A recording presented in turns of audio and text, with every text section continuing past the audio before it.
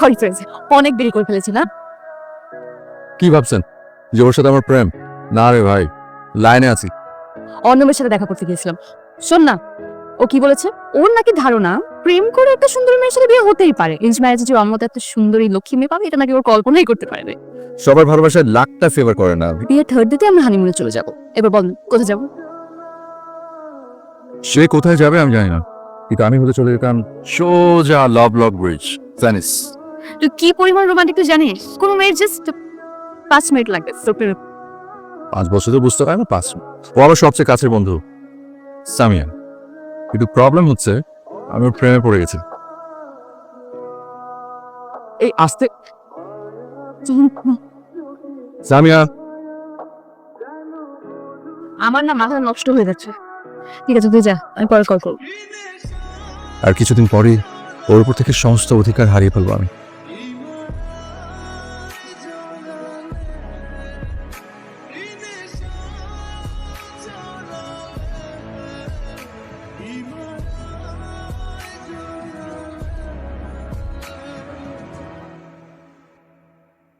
ভাবতে ভীষণ কষ্ট হচ্ছে, ওকে আর ওভাবে রিক্সা নামিয়ে দেওয়া হবে না।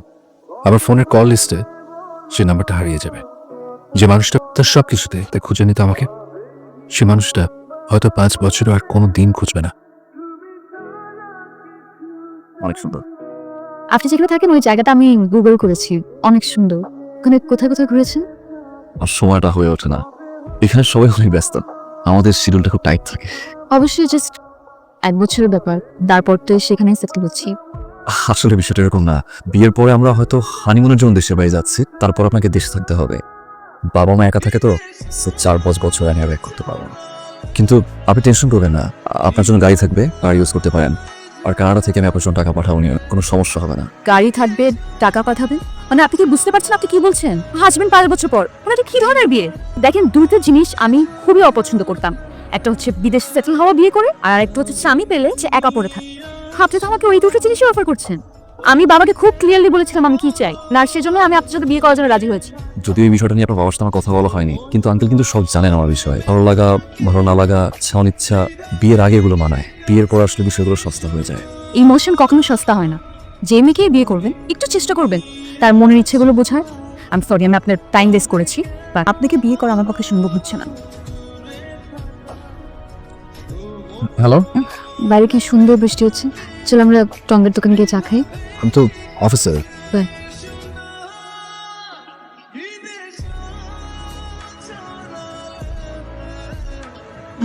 তুই এখনো বাসার ভিতরে, আর আমি তোর সাথে টক দোকানে চা খাবো বলে বারান্দায় আয়।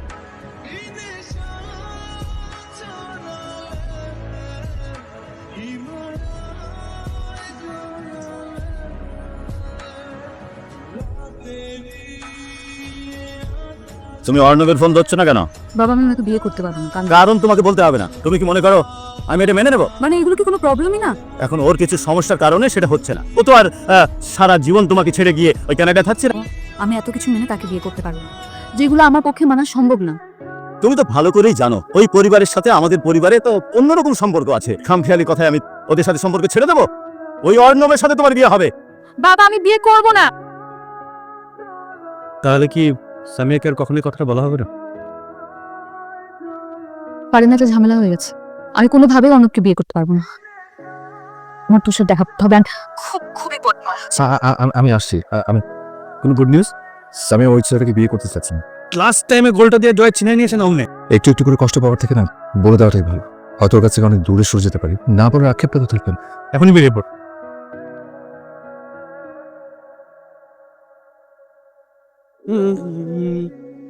আমি ওই ছেলেকে বিয়ে করতেই পারবো না। মানে ও কি বলছে জানিস? এখন আমার প্রয়োজন হচ্ছে আরেকটা ছেলে যে আসলে ওর থেকে বেটার, একটা মোটামুটি গভর্নমেন্ট জব। আচ্ছা, তোর প্রবলেমটা কি? হ্যাঁ, প্রচুর হাইফাই প্রাইভেট চাকরি আছে যেগুলো প্রচুর সম্মান, মাসে তার এক গাদা টাকা নিয়ে বাসা যায়।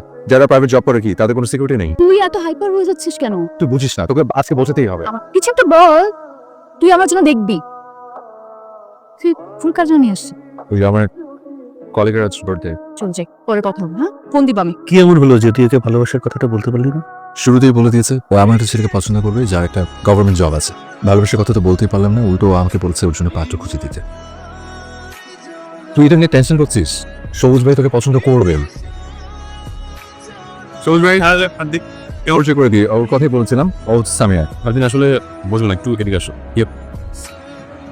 তুমি ফোনে যেটা বলছি না, মেয়ে তার থেকেও বেশি সুন্দরী। এত সুন্দরী মেয়ে বিয়ে করে পরে অনেক টেনশন করতে হবে। যে পালিয়ে যাওয়ার বিষয়টা বলছো ভাইয়া, আসলে আমি তো সরকারি চাকরি করি, মামলা মোকদ্দমা আপনার অনেক ঝামেলা হয়ে যাবে। Thank you. আরে অসুবিধা নেই, কোনো অসুবিধা নেই। চলেন একটু কফি খাওয়া। হ্যাঁ ওকে, আপনি ঠিকই বলছেন, মামলা মতো তোমার বিষয়টা আসলে সিরিয়াস। তোর বাবা কাল দুবাই থেকে ফোন করেছিল। দুবাইতে তার একজন বিজনেস পার্টনার আছে, তার মেয়ের সাথে কাল তোকে দেখা করতে হবে। কালকে পেন্ডিয়াম রেস্টুরেন্টে ঠিক 7টায়। মানে এটা বাবা একটু বেশি বাড়াবাড়ি করে ফেলো না মা। ঠিক কারো কথা শুনে এখন দেখা না করিস তো তোর বাবা ছোট হয়ে যাবে। আগামী শুক্রবার আমার এঙ্গেজমেন্ট। বাবা আমার এঙ্গেজমেন্টও ঠিক করে ফেলেছে। ফারদিন, কালকের মধ্যে কিছু একটা ফাইনাল করে বাবাকে জানাতে হবে। 7টার সময় আমার একজনের সাথে মিট করার কথা, তুই 6টার দিকে চলে আয়। কালকে কোনোভাবে মিস করা যাবে না। দেখা হচ্ছে, বাই। আমার মনে হয় আমার পক্ষে যা আছে সেটা মেনে নেওয়া উচিত। এত অল্প সময়ের মধ্যে কিছু ম্যানেজ হবে না। সেটা আমি বাবার বিরুদ্ধে গিয়ে আমি যদি একটা বিয়ে করি, পরে যদি কোনো ঝামেলা হয়, হ্যাঁ আসলে 5 বছর পর, আমি জানি না আমি কেন শুধু শুধু এত কিছু নিয়ে ভাবছি। একটা কথা বলি, তুই কি নিজেকে একটু চিনিস না? তুই কি ফেলনা? তোকে ভালোবাসার কি কেউ নেই না?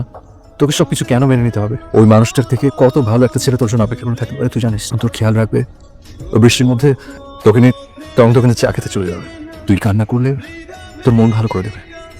তুই যাকে সবসময় তোর পাশে পাবি। আসসালামু আলাইকুম ভাইয়া, আমি সঞ্জিদার সাথে আজকে আপনার দেখা করার কথা ছিল। তোর গল্প কর, বসুন না।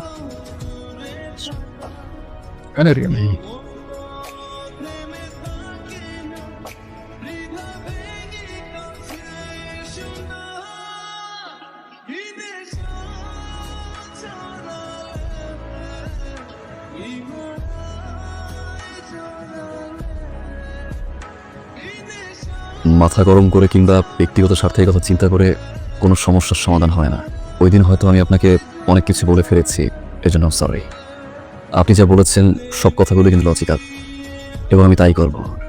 একটাই রিকোয়েস্ট আমার, যেহেতু আমার বাবা মা এখান থাকে আর হুট করে চাইলেই আসলে এখন আসা সম্ভব না। একটা বছর আপনি আমার বাবা মার সাথে থাকুন, 1 বছরের ভিতরে আমি চলে আসবো। হ্যালো, বাচ্চা পছন্দ হয়েছে? আমি পছন্দ করবো কি? পাত্রীরই আমাকে পছন্দ হয়নি। কেন? সবাই তোর মতো, আর গভর্নমেন্ট জব নেই, সিকিউরিটি নেই। একটা গুড নিউজ আছে, অন্য বেশি ছিল। ওর সাথে আমার যা যা প্রবলেম ছিল সবকিছু মিটে গেছে। আর কাল আমরা রিংটাও কিনে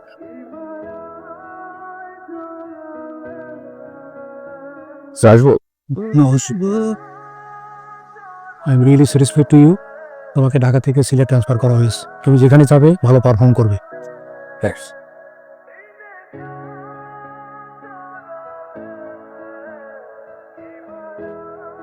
আচ্ছা বাদ দে, বল নিউজটা। আমার ট্রান্সফার হয়ে গেছে। তো ভালো তো। আর যখন যেখানে যাবি আমি আর অর্ণব চলে আসবো। এই তো নেক্সট উইকে জয়েনিং, এই সপ্তাহে চলে যাবো। নেক্সট উইক আমার এঙ্গেজমেন্ট।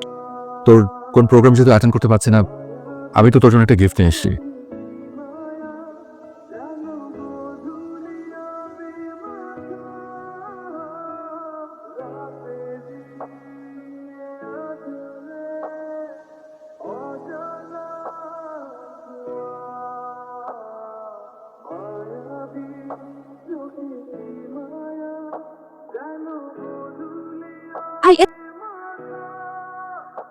একা যাচ্ছিস?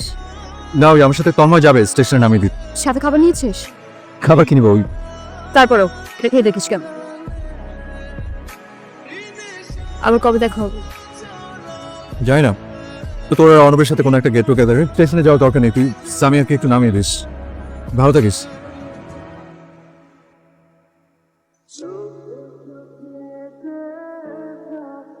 যে যাবার সে তো চলে গেছে, এখন আর কেঁদে কি হবে? আপনার জন্য হয়তো অন্য কেউ অপেক্ষা করছে। আমার জন্য কি অপেক্ষা করছে? অর্ণবের সাথে আমার ওই দিনে বিয়ে ভেঙেছে। আমি কি তোর সব কথাই বুঝতে পারছি, কিন্তু আসলে এখন অনেক দেরি হয়ে গেছে। সবসময় যেমন মানুষ চেয়েছি আমি তাকে খুঁজে পেয়ে গেছি। প্লিজ আপনি যদি এই বিয়েটা নিজ থেকে ভেঙে দিতে পারেন। ঠিক আছে। আর লাইফের সবচেয়ে কাছের মানুষকে যদি এসে বলতে গিয়ে ওর সাথে আমার দীর্ঘদিনের বন্ধুত্ব বিশ্বাসটা ভেঙে যায়, কত ভাবে আমি চেষ্টা করেছি ওর মুখ থেকে কিছু একটা বের করে আনার জন্য।